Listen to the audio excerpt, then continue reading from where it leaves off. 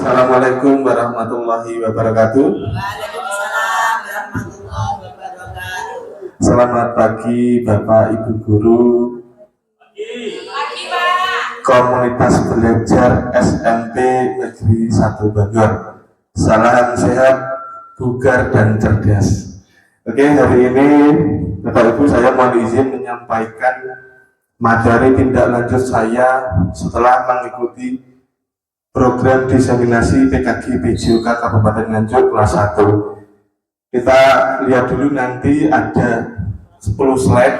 Itu yang pertama ada profil saya yang masih kurus belum nikah. Terus di sini profilnya nama saya Alfian Rizky Andriawan SPD, instansinya di SMP Negeri 1 Bogor. Mengikuti program pengembangan kompetensi guru PJOK Kabupaten Nganjuk tahun 2024 di kelas 1. Oke, lanjut. Terus di sini saya akan berbagi praktik baik dengan komunitas belajar yang ada di SMP Negeri 1 Bogor yang sudah berjalan dengan baik. Namun saya akan tambahkan lagi untuk materinya. Mungkin bila mana nanti ada penguatan, mohon silahkan berikan saya penguatan agar pembelajaran atau kegiatan-kegiatan yang saya sampaikan berjalan dengan lancar dan baik di SMP Negeri 1 Bogor. Untuk yang pertama, di sini rancangan pembelajaran berbasis proyek dengan metode SEM. Mungkin Bapak Ibu Guru baru melihat atau mendengar metodenya ini ya, metode SEM, dan ini muncul juga ketika di PKG PJOK. Banyak sekali saya mengikuti kegiatan ini selama 3 bulan. Untuk pembelajarannya luar biasa, diuncai sampai konferensi lah, pokoknya sampai elek-elek sebaik-baiknya diuncai. Terus saya pengen membuat materi dengan metode SEM ini, atau biasa disebut Sport Education Model, dengan temanya Pekan Olahraga Siswa, atau biasa disebut kita itu di sekolah itu kelas meeting gitu ya, tapi saya ubah, saya plesetkan Pekan Olahraga Siswa, karena mungkin dengan tema Pekan Olahraga Siswa ini membuat stimulus anak untuk semangat berkompetisi. Kalau kelas meeting mungkin biasa-biasa saja, wah kelas meeting, apa tahu kegiatannya cuma gitu aja. Tapi kalau diubah sedikit, harusnya kan PON ya, kalau PON kan Pekan Olahraga Nasional, tapi saya plesetkan Pekan Olahraga Siswa dengan kompetisinya yaitu adalah olahraga tradisional. Karena saya yakin kalau olahraga tradisional anak-anak zaman sekarang ini jarang, mungkin tidak pernah sama sekali berolahraga tradisional. Saya mengambil cuman bagiak dan gobak sodor. Bagiak itu yang di bawah, yang gobak sodor yang ada kotak 6 yang harus terlewati. Apa itu Sport Education Model? Di slide-nya diganti. Nah, sebelum kita berlanjut ke Sport Education Model atau SEM, saya akan buat latar belakangnya dulu. Pendidikan jasmani merupakan bagian integral dari pendidikan keseluruhan, bertujuan untuk mengembangkan aspek kebugaran jasmani, keterampilan gerak, keterampilan berpikir kritis, keterampilan sosial, penalaran stabilitas emosional, tindakan moral, pola hidup sosial, pengenalan lingkungan bersih melalui aktivitas jasmani yang terpilih, sistematis dalam rangka mencapai tujuan pendidikan. Selama ini proses pendidikan jasmani masih berlangsung konservatif, dalam artian pola pembelajarannya masih berpusat pada guru atau teacher center. Kalau disebutkan bisa apa tuh namanya gaya komando, kamu salah, kamu sini, masih gaya komando. Bagaimana pembelajaran PJOK bisa inovatif? Nah, penyampaian teknik dasar cabang olahraga yang berasal dari cabang olahraga tertentu. Sebaliknya, SEM ini atau Sport Education Model ini berorientasi pada keterlibatan peserta didik atau berpusat pada murid secara langsung atau student center, di mana program pembelajarannya dikemas dalam bentuk kompetisi olahraga Metode ini dipercaya mampu mengembangkan aspek kebugaran jasmani, keterampilan gerak, bernalar kritis, keterampilan sosial, dan sebagainya. Lanjut, Bu. Nah, ini ya penjelasan dari Sport Education Model. Saya memberikan kesempatan pada peserta didik untuk mempelajari keterampilan taktik, strategi, aturan permainan, serta memahami tanggung jawab melalui berbagai peran sesuai dengan kemampuan dan minatnya. Kenapa ada peran di SEM ini? Nanti penjelasannya ada di slide berikutnya. Apa sih SEM kok sama perannya sama anak-anak dan berpusat pada murid itu bagaimana? Nah, SEM dapat menumbuhkan kepemimpinan siswa, student agency, dengan memberikan kesempatan maupun ruang dan melibatkan peserta didik dalam memberikan suara, voice, choice, dan ownership. Memperdayakan peserta didik dalam program sekolah dilaksanakan sampai melibatkan siswa melalui evaluasi, sehingga terwujudnya lingkungan sekolah yang menumbuh kembangkan kepemimpinan peserta didik. Lanjut. Nah, untuk rencana tindak lanjutnya, SEM yang akan dilaksanakan adalah pekan olahraga siswa. Kompetisi olahraga tradisional yaitu Brakiak dan Gobat. Sodor dengan sasarannya adalah kelas 7, 8, dan 9 pada akhir semester, sesuai dengan hasil diskusi mengenai aset yang ada pada sekolah. Jadi selama mengikuti PKG PJK juga diajari aset-aset yang ada pada sekolah, aset based thinking atau aset manusia, aset apalagi banyak pokoknya. Kalau aset kemanusiaan kan berarti ada kepala sekolah, murid, bapak ibu guru, terus ada aset juga, ada lapangan, terus ada sarana prasarana, itu juga termasuk aset based thinking. Dengan mengadakan kompetisi antar kelas, peserta didik akan mengalami kompetisi secara kontekstual. Dan ini real, harus real karena bentuknya SEM adalah kontekstual, dapat menghadapi tantangan belajar dari keberhasilan maupun kegagalan, dan tentunya juga belajar fair play dan saling menghargai. Lanjut, Bu Dina. Nah, tujuan proyeknya ini adalah ada 3. Menekankan pembelajaran melalui pengalaman nyata dan situasional serta dapat meningkatkan kebugaran peserta didik. Karena saya mencoba untuk olahraga tradisional yang semuanya itu gerak, ceria.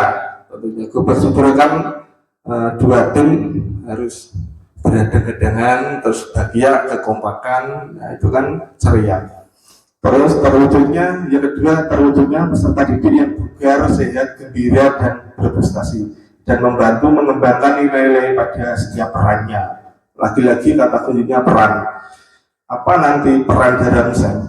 Meningkatkan motivasi dan keterlibatan peserta didik pada pembelajaran penerapan pembelajaran aktif, di mana peserta didik terlibat secara langsung dalam kegiatan. Lanjut. Nah, diharapkan SEM ini ada capaian dan langkah-langkah dan hasil yang diharapkan untuk tiap tujuan. Ada 4 tujuan. Yang pertama itu tujuan pemahaman tentang peraturan. Anak-anak dituntut memahami peraturan. Kalau tadi temanya Gobat Sodor, ya harus memahami peraturan Gobat Sodor dan Brakiak. Yang kedua, pengembangan keterampilan individu, kerja sama tim. 4, sikap percaya diri dan kreatif. Yang kedua adalah langkahnya bagaimana, Bapak? Langkahnya adalah kita mengumpulkan perwakilan keras atau anak-anak OSIS. Kita melakukan TM atau technical meeting. Terus pemilihan peran. Ada latihan pertandingan, kolaborasi antar tim. Nah, di sini ada peran, kata kunci tadi beberapa kali ada peran. Nah, ini perannya. Jadi metode SEM itu adalah bentuknya kompetisi. Yang pertama, siswa menjadi panitia. 2, siswa menjadi juri. Siswa menjadi wasit. Siswa menjadi pelatih. Siswa menjadi peserta. Siswa menjadi supporter. Kalau ada analisis pertandingan juga harus anak-anak sendiri. Nah, bagaimana untuk Bapak Ibu guru di sini posisinya? Untuk SEM, posisinya Bapak Ibu guru itu adalah sebagai fasilitator saja. hanya fasilitator untuk mengendalikan anak-anak. Jadi pure anak-anak kegiatannya itu diambil alih oleh anak-anak, mulai dari supporter, wasit dan sebagainya. Untuk lini masa kegiatannya adalah akhir semester Desember 2024. Oke, jadi waktu setelah asas akhir semester. Lanjut. Untuk struktur program dan rekan sejawat dalam komunitas belajar. Di sini saya memasukkan struktur programnya adalah termasuk co-kurikuler. Untuk pesertanya adalah kelas 7, 8, 9. Terus kegiatannya dilaksanakan di akhir bulan Desember. Untuk mitra dalam Kombel, saya tidak bisa berjalan sendiri tanpa komunitas belajar yang ada di sekolahan. Yang pertama, kepala sekolah sebagai penanggung jawab kegiatan, wali kelas, guru mapel, operator sekolah untuk publikasi. Untuk wali kelas ini di sini saya yang saya katakan tadi yaitu sebagai fasilitator saja, menyemangati, itu saja tugasnya. Duduk diam melihat anak-anak bekerja dalam kegiatan, dan guru mapel juga. Lanjut. Nah, ini yang saya maksud tadi, kita harus melihat aset-aset yang ada pada sekolah kita, kapasitas yang dimiliki sekolah di SMP Negeri 1 Bogor atau aset thinking.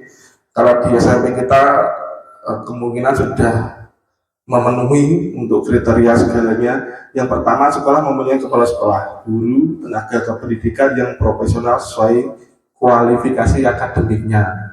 Yang kedua, peserta didik 850 orang, kalau nggak salah ini ya. Setiap kelas 789 mengirimkan perwakilan sesuai perannya. Yang ketiga, mempunyai lapangan upacara yang sangat luas untuk kegiatan pekan olahraga siswa. Terus ada jaringan internet yang sangat kuat untuk live streaming maupun publikasi kegiatan. Live streaming kalau ada ya. Yang kelima, dasar pras memadai untuk kebutuhan kegiatan pekan olahraga siswa. Luar biasa untuk SMP Negeri 1 Bogor sudah mencukupi imbang dibanding SMP-SMP lain. Bagaimana kalau aset testing kita terbatas, ya harus memodifikasi itu ya. Bukan terus gak enak kegiatan, enggak, harus dimodifikasi. Lanjutnya Bu. Nah, di sini ada rencana. Setelah kegiatan rencana SEM, ini ada 7 komponen yang harus dievaluasi ketika pembelajaran atau metode SEM dilaksanakan. Yang pertama, tujuan pembelajaran meninjau ketercapaian SEM. Bagaimana kegiatan SEM ini berjalan, tercapai atau tidak, peserta didik senang atau tidak, ceria atau tidak. Nah, itu di akhir pembelajaran kita evaluasi. Yang kedua, umpan balik dari siswa tentang pengalaman SEM harus kita penuhi dengan umpan balik. Bagaimana metode SEM ini untuk kegiatan menarik atau tidak, karena Bapak Ibu guru kan lepas, tidak ada campur tangan. Terus 3, mengumpulkan refleksi dari siswa, refleksi dari guru mengenai perencanaan pelaksanaan pengelolaan SEM, evaluasi kinerja tim dalam pelaksanaan SEM. Yang ke-6, evaluasi tentang fair play, meninjau sikap fair play sportif terintegrasi saat pelaksanaan SEM.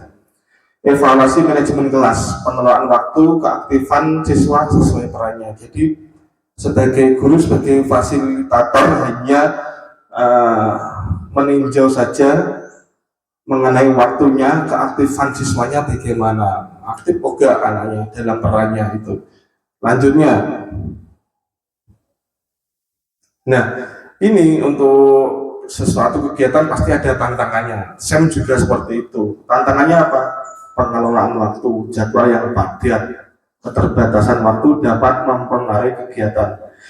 Biasanya kalau di akhir Desember Bapak Ibu guru seribut atau sibuk mengerjakan rapot, nah metode SEM ini sangat berguna sekali.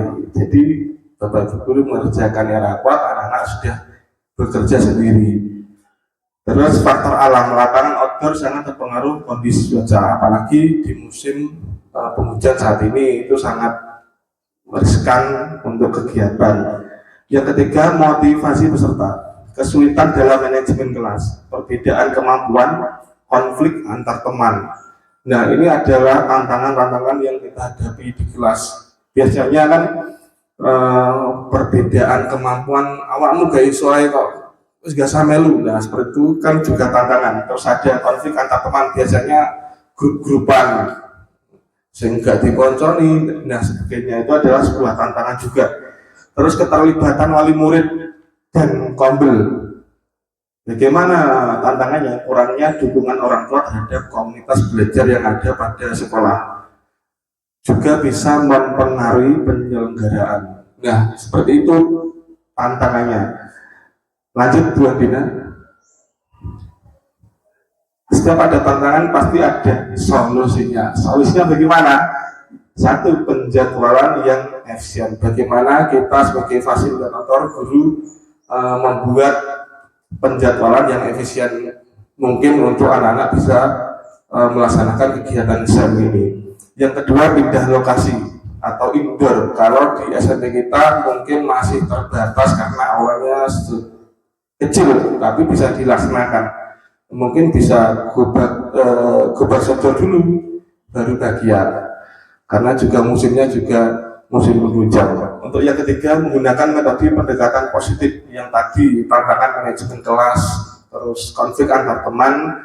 Untuk solusinya pasti ada, yaitu menggunakan pendekatan positif mulai dari pujian, motivasi tambahan, atau pengakuan kehebatan. Yang keempat, komunikasi terbuka akan menyelesaikan masalah. 5, memberikan umpan balik secara individual kepada peserta didik. Yang keenam, mengadakan pertemuan dengan wali murid mengenai kegiatan SEM ini. Lanjut Bu. Nah, oke, sudah itu saja untuk pemaparan mengenai metode SEM atau Sport Education Model, dengan temanya adalah tekan olahraga siswa. Ini foto kelas 1. Di situ ada Bu Andina juga, dengan yang paling depan sendiri adalah fasilitatornya. Oke, itu saja. Mungkin ada Bapak Ibu yang mungkin memberikan penguatan mengenai materi ini. Oh iya, kemudian monggo. Terima kasih Pak Al. Proyek ini memang saya pikir luar biasa. Sebelumnya ke sekolah kita dalam mengadakan kelas meeting itu yang berperan banyak Bapak Ibu gurunya. Mungkin hanya dibantu oleh anak-anak OSIS. Ya. Tetapi bagaimana juri dan sebagainya, peran guru itu masih berperan sangat kental. Nah, apabila proyek ini memang akan dilakukan, mungkin kalau kita jadwal mungkin Desember bisa dilakukan, ini memang luar biasa. Tinggal kita memberikan penguatan kepada anak-anak peran masing-masingnya. Terima kasih Pak Al, luar biasa. Terima kasih Bu Mulyai. Ini guru mapel DK yang luar biasa, senior ini ya. Oke, terima kasih Bu Munti untuk penguatannya. Ya benar Bu, untuk kelas meeting untuk selama ini kan masih bertumbuh pada Bapak Ibu guru. Juri juga diambilkan dari Bapak Ibu guru. Jadi nanti kan peserta didik bisa dibagi perannya. Mungkin untuk anak OSIS bisa menjadi juri, bisa menjadi panitia, bisa menjadi wasit. Sedangkan ketika misalkan kelas 8B main lawan kelas 8C, yang lainnya adalah supporter. Jadi nanti juga bisa teknisnya bisa dibuatkan supporter terfavorit yang menarik seperti itu ya. Mungkin itu saja yang bisa saya sampaikan untuk pemaparan metode SEM ini. Semoga untuk selanjutnya bisa terlaksana di sekolah kita atau di komunitas belajar di SMP Negeri 1 Bogor. Demikian untuk pemaparannya. Salam sehat, bugar dan cerdas. Ihdinas siratal mustaqim. Wassalamualaikum warahmatullahi wabarakatuh.